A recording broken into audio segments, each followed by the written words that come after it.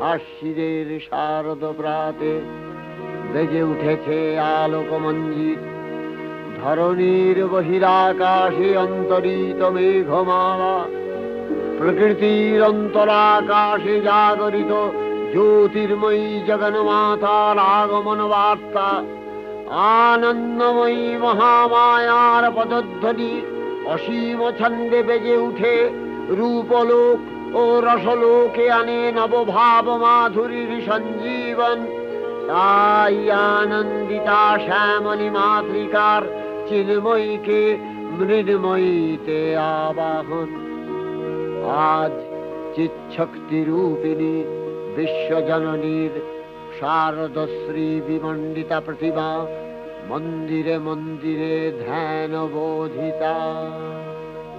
সিংহস্থা শশিশেখরা